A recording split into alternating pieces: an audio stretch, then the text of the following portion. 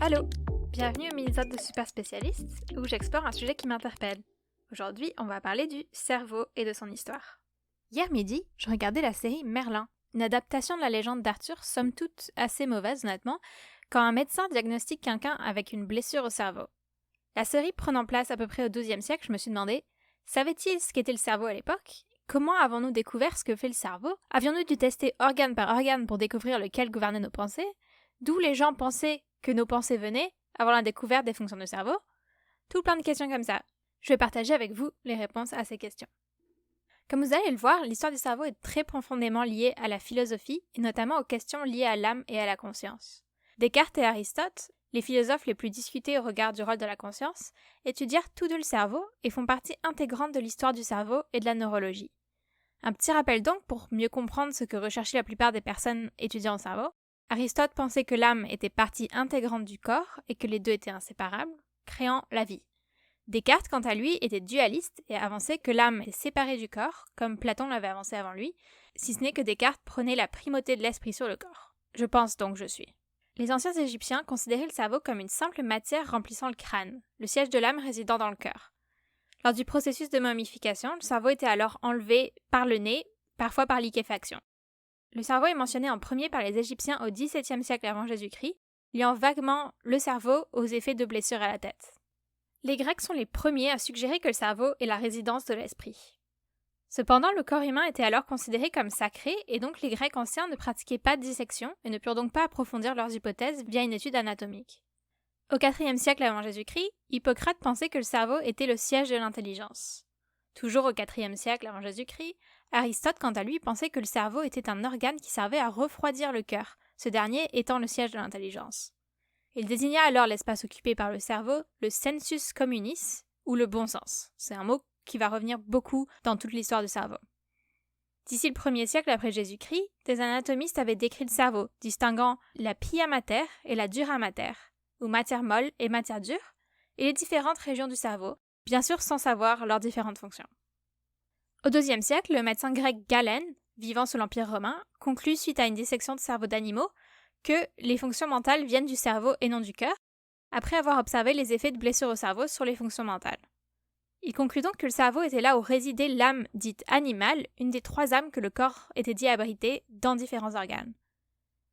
Galène avance aussi l'hypothèse que le cerveau contrôlait les muscles via des nerfs liés à la colonne vertébrale, hypothèse qui sera enterrée jusqu'au XIXe siècle.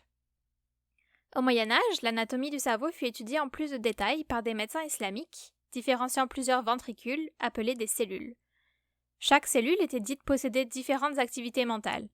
L'imagination dans le ventricule antérieur, la mémoire dans le ventricule postérieur et la raison entre les 2 autres ventricules.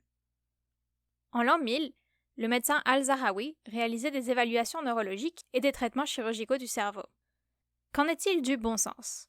Selon Avicenne, au XIe siècle, le bon sens est logé dans la capacité de fantasme, la mémoire conservant les informations collectées par le bon sens.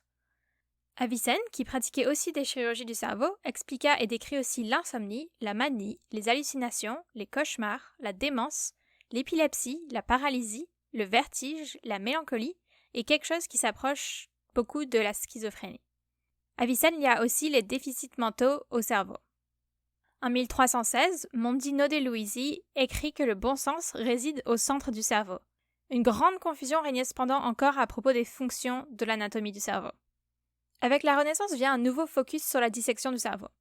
Léonard de Vinci dissecta et décrivit le cerveau en détail, commençant à lier physiquement le cerveau à la perception des sens, découvrant les nerfs opticaux et olfactifs. Comme beaucoup avant lui, il essayait, en dissectant le cerveau, de comprendre où résidait l'âme. Au XVIe et XVIIe siècle, des termes qui sont toujours utilisés aujourd'hui se démocratisent. Cérébrum, cérébellum ou encore médula. C'est dans les années 1660 que la découverte du cerveau s'accélère drastiquement, alors que 2 médecins publient à quelques années d'écart des livres d'anatomie du cerveau présentant de grandes avancées.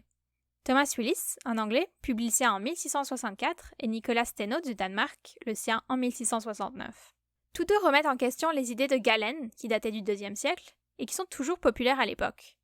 Ils argumentent que le sens commun ne fait aucun sens, et que les ventricules ne sont pas une création de Dieu pour héberger l'âme, mais juste un accident provenant juste de la forme du cerveau.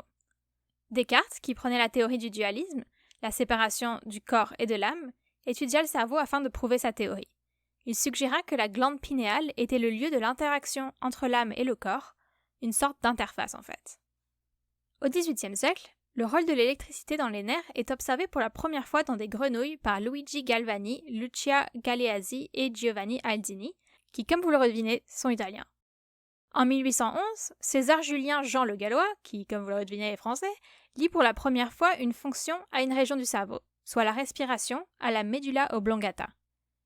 Les choses s'accélèrent à partir de là, avec la découverte des signaux moteurs et liés au sens par Charles Bell et François Magendie en 1811 et 1824, de la motricité, sensibilité et du comportement dans les années 1820 par Jean-Pierre Flourens, puis au milieu du siècle de l'excitabilité des neurones par Émile Dubois-Raymond, Johannes Peter Müller et Hermann von Helmholtz.